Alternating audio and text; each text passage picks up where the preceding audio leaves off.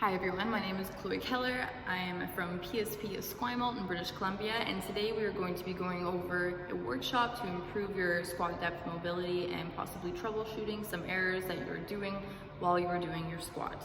So why is squat depth important and how does this correlate with injury prevention later on in life? So basically when you squat deep, your hips take the load off of your knees and your ankles, which if you were to do the opposite and you were compensating more in your knees, that later on in life, you might not notice it right away, but it can cause injuries as well as imbalances. So it's important to maintain that proper squat positioning, which I will later go on in this workshop.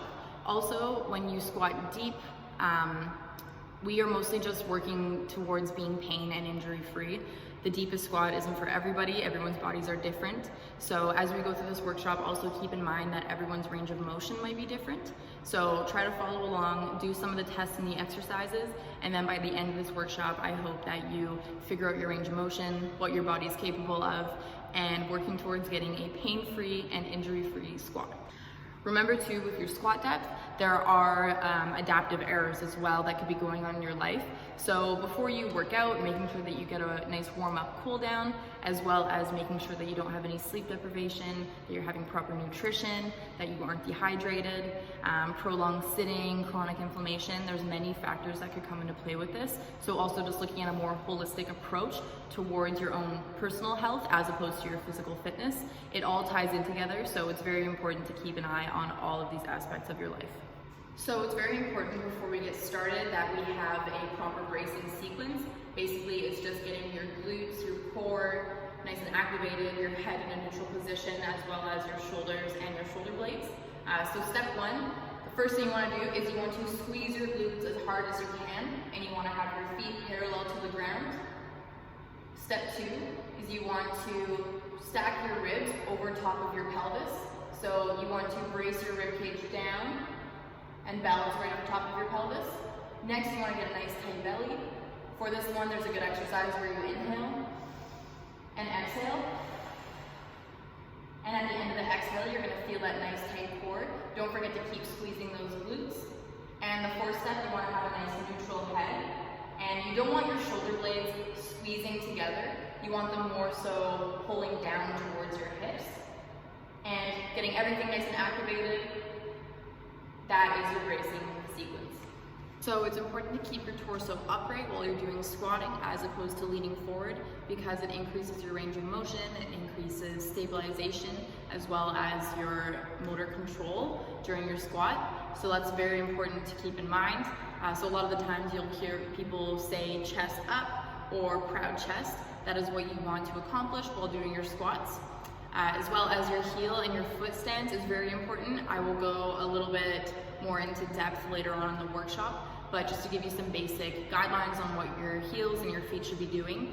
You should have your feet just outside of your shoulders and your shins should be vertical as you are descending and ascending from your squat. Basically, if your shins are vertical, it channels the power through your hips and your hamstrings, and it unloads the weight from your knees. So like I said before, it's important to have your hips compensate as opposed to your knees, causing injuries and imbalances later on in life.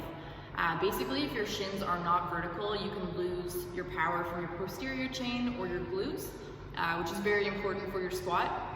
It can also increase the shearing and twisting of all the soft tissue within your joints as well. So it could be the cartilage, the tendons, the ACL. So it's very important to remember having your shins vertical as you descend and ascend in your squat.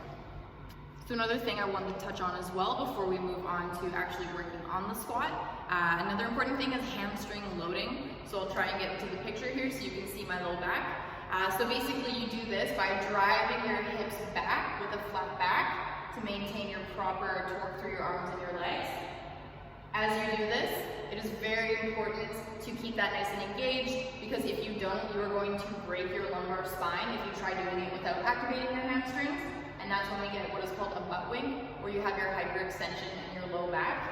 A lot of the times you will see the butt wing, which we will go on later on in the workshop. You'll see that at the bottom of the squat. So I will be touching up on that later on, and we can see ways to fix that. But basically, doing your hamstring loading is very important. in order to keep your lumbar spine nice and neutral as opposed to going into hyperextension. Another part that I wanted to touch on as well is your weight distribution in your feet.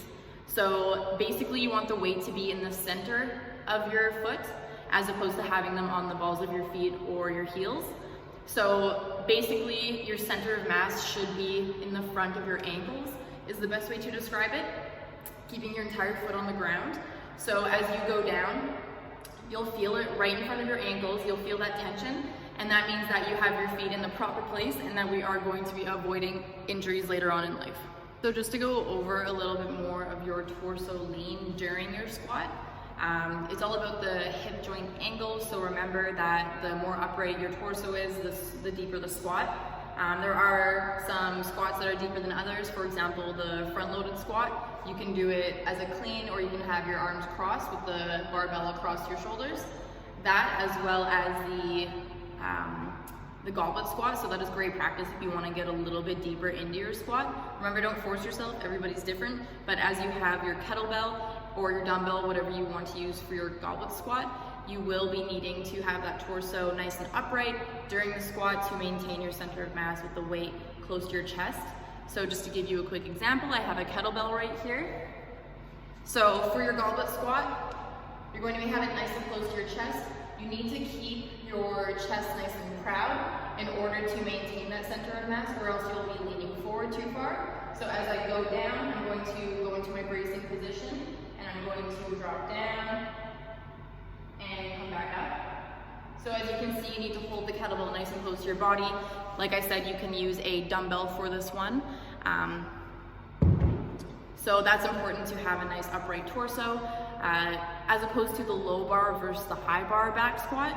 So the low bar, obviously you're going to be wanting to lean a little bit more into your squat, as opposed to the high bar where you're gonna keep your torso more upright. So as you do the high bar versus the low bar, it's not changing your hip angle, but it does get you a little bit deeper. One of them, you're just leaning a little bit more forward than the other. So if you want to practice getting a deeper squat and you're a beginner, I would recommend using the goblet squat as well as the high bar barbell back squat. Those are great to basically practice having your torso upright and maintaining that proper posture. Putting it all together, we're going to start with our starting position. So remember, you want to have your feet straight. You want to have your feet about 5 to 12 degrees if you are going to flare them out a little bit. You want to squeeze your glutes, pull your rib cage down, tighten your core. So remember that breathing exercise where you breathe in and out as you keep squeezing your glutes. With your feet, you want to screw them into the ground. So you can do this by feeling like you're spreading the floor apart. And don't forget to have the center of your mass in front of your ankles. So in the center of your feet, you want to have the whole foot on the ground. So you're going to spread the floor apart with your feet. You're going to brace everything, set your shoulders. You can do this by tightening your upper back, by raising your arms, pushing your shoulders back and your thumbs inwards. You also want to look forward, have a neutral head, and this is what it looks like from the side. So you want to brace everything, get ready for your squat, and this is step number 1. So once we have that perfect starting position, everything's nice and engaged, you're in your position where your core is tight, your glutes are tight, your shoulders are set, everything's good to go. Your next step is to think about reaching your hamstrings back. So like I said, engaging your hamstrings. You do this by reaching your glutes back like this. So you're gonna feel that tightness just below your glutes. So as you reach your hamstrings back, you should be also keeping in mind to keep your shins as vertical as possible. So keeping your head nice and neutral, shins vertical, and your hamstrings engaged as you're going down. So as you go down into your squat, think about pulling yourself down as opposed to dropping down. So if you pull yourself down, you know that everything's engaged and you're keeping an eye on your posture in your squat. If you're dropping down, you're not as engaged as you think you are. You're going to be loosening your glutes, your hamstrings, everything is going to be disengaging. So keep in mind to keep yourself nice and controlled as you go down. For the next portion of the squat, we're going to be thinking once our hips pass our knees. So you're going to be wanting to go into your starting position, and as soon as you pull your hips back and start to lower, you want to think about externally rotating your knees, so driving your knees laterally. Also maintaining your shins being as vertical as possible. It's okay if they're a little bit over, but just making sure that your knee doesn't track over your toes. So as you are in the bottom part of your squat, your knees should be at the limit of external rotation, your back should be nice and tight, and your hips should be at peak tension. Once you are in that bottom position, as you come up, you're basically going to be rising exactly as you entered into your squat. So let's say we're in that bottom position. You want to drive your knees out, screw your feet into the ground, so pull that floor apart. You want to extend your hips and your knees and rise exactly how you had entered with a neutral spine, your knees out, shoulders and upper back nice and tight. So once you're in that bottom position, remember, exit as you entered into your squat. So another important point as well is that once you are in the standing position and you are in the first position of your squat, it's important to keep your glutes nice and tight and squeeze them. This will help keep your pelvis and your hips in a neutral position. As well, remember the core, shoulders, everything will help prepare you for the next movement or the next rep of your squat. All right, so the next topic we're going to go over is all of the faults that you may have while you're doing your squat. We're going to be starting from the feet and going all the way up our body, just in relation to foot stance. That's the first one we're going to be talking about, as well as how you need to have your spine nice and neutral, or maybe what your head is doing. So we'll cover all these areas, and then we can see what you may be doing that could be causing fault to your own squat. So the first one we're going to be talking about is the open foot fault. So as you squat, your feet spin apart. Usually it's from the lack of mobility. For example, there's decreased range of motion in the ankles, the hips, the thigh muscles. So this basically happens when you put your weight on your heels. You'll compensate and your feet will start to slide out. So a great way to fix this is to practice distributing your weight evenly between the balls and the heels of your feet, as opposed to leaning back on your heels and causing your feet to spin apart. Moving on up towards our knees, we're going to be talking about the knee forward fault. So to isolate this, you just need to squat down to the first 6 inches of your squat. And as you do this, you need to create external rotation torque by screwing your feet to the ground and pressing your knees out. So instead of tracking your knees forward, you want to screw them outwards, and then you'll feel them track and follow where your toes are. So it's very important here to remember to load the hamstrings, keep your shins as vertical as possible, and shove your knees out, as opposed to leaning them forward and just sitting straight down and not leaning your hips back. So staying on the topic of knees, valgus knees is a very common thing that we'll see in squatting. It's when your knees cave in just like this. So there's no glute squeeze or tight core, and that might be what is causing this. For your knees to cave in, so turning your feet too wide or having too wide of a stance can also be a reason for this as well. So it definitely increases vulnerability to this issue, and it makes it hard to stabilize the knees. So an easy way to fix this is to screw your feet into the ground in your starting position, so pull the ground apart, and then as you go down, you need to focus on driving the knees out as you lower. Same thing as well as keeping your shins as vertical as possible and keeping everything nice and tight during your whole squat. If you lose any of that contraction in any of your muscles, or if you feel like your feet are in an improper position, that's when your knees are going to start to cave in as you go down, and it's not going to feel very good when you have a loaded bar on your back. So it's very important to target this issue early, because it can definitely cause you injury later on in life. There's this test called the Torqueless squat test. You can try this at home or on your own. Basically, it just shows you how vulnerable your knees become with different squat stances. So basically, you're going to sit down, you're going to have your feet straight at first, and I want you to try and cave your knees in. So here you can feel your muscles resisting on the outside of your legs. And then the second thing you need to try is put your feet out on an angle, and then try and collapse your knees in. You'll see how much easier it is to collapse your knees in when your feet are in the improper position, as opposed to having your feet straight and pushing them in. So another common fault as you are doing the squat is the back overextension. Basically, it's when you break your neutral spine and you overextend at the start of your squat. There's a similar one we're going to be talking about after called the butt wink, and that's when you do that at the bottom of your squat. But as you are getting ready to do your squat, screwing your feet into the ground and driving your knees out won't be the only thing that can fix this. You really have to work on loading your hamstrings and sitting your hips back.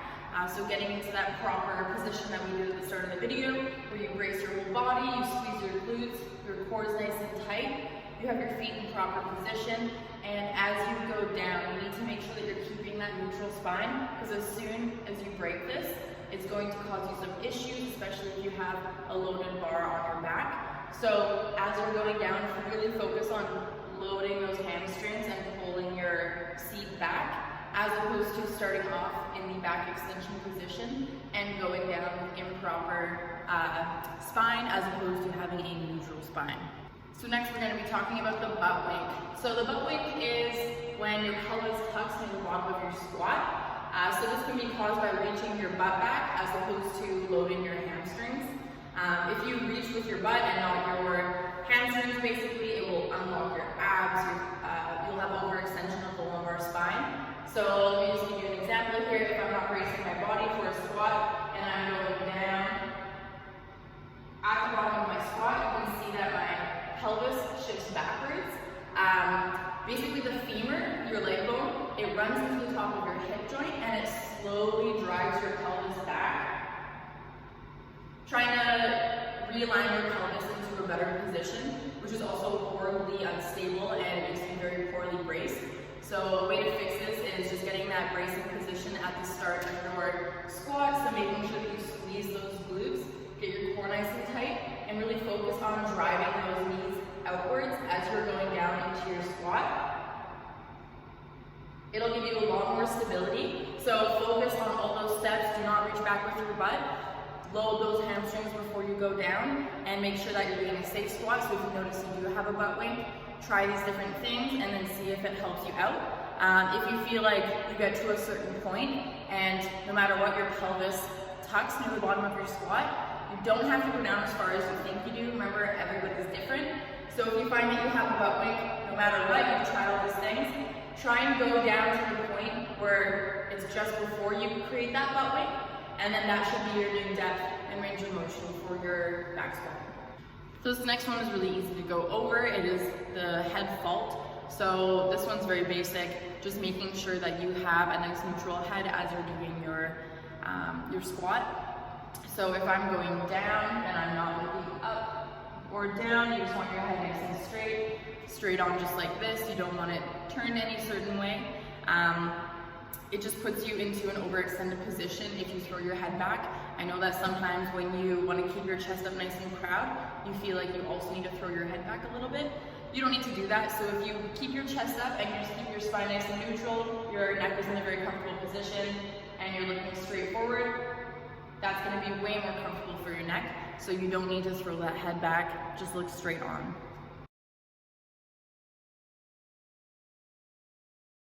All right, so heading into our hip mobility, you're going to start with some high knees, just nice light marching on the spot. Then you're going to go down to a nice deep runner's lunge where we're just going to do some pulses here. Next, you're going to have your front knee at 90, and you're going to lift that back leg, stretching it all the way towards your glutes. For this one here, I like to call this the froggy stretch. You're going to pulse back and forth, opening up and widening those hip flexors. This is a really nice stretch. And after that, you're going to be going into a pigeon pose, and you're going to be pulsing, bringing yourself up and down, slowly stretching deeper into this one here. Next, we're going to work on some ankle mobility. So for this one, you're going to find a spot beside a wall, and you're just going to do some light lunge pulses here, feeling especially in that back ankle. Next, you're going to get down to a really deep squat, and you're going to push your elbows into your knees and rock side to side. This next one here, you're going to go into a deep runner's lunge, and you're going to do some pulses into that front angle, getting full dorsiflexion. Next, we're going to talk about some ankle mobility tests. The first one here is the wall test. You're going to start with your feet together, and you're going to squat down as deep as you can and until you round your back or fall over. That is your dorsiflexion range of motion in your ankles. Next is the pistol squat test. You're going to go down all the way into a deep squat, attempt to lift that leg out in front of you, and if you are able to, then that is your full range of motion and dorsiflexion. So after trying some of these tests, if you feel like you have terrible range of motion in your ankles, don't worry. You can always use a block, you can use a weight, you can use squat shoes. So these are great for people who have limited ankle mobility. You stay more upright and you get a deeper squat if you're able to lift your heels. So if any of these issues are for you, I would definitely recommend trying that out and seeing if that helps with your back squat. Next, taking a look at some glute activation drills. The first one we're going to be doing is just a regular bridge lift. So you're going to squeeze at the top and slowly lower. The next one, you're going to spread your feet a little bit further out. You're going to feel a little bit tighter of a squeeze at the top. Transitioning into a froggy sit, you're going to put your feet together and you're going to lift those glutes and push those hips all the way up. For this next one here, you're going to get in a quad position and you're going to do some kickbacks. Try to keep your knee at 90 degrees as you're going up, and you're going to feel that tight squeeze at the top. And next, we're moving on to bird dog. So you're going to lift opposite arm and leg. And you're going to take this nice and slow. Try and reach that back leg up nice and high.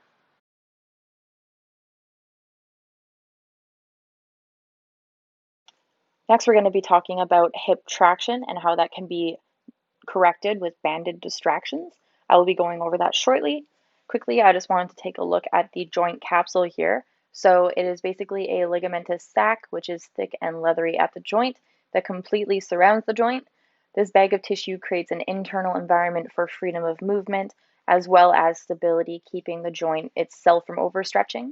The sac can get tight and adaptively short when the joint is put into bad positions for prolonged periods of time, and this can extremely affect the joint's range of motion and tissue health. Next, looking at banded distractions to help with the hip traction, or any kind of traction really, there's a couple different techniques.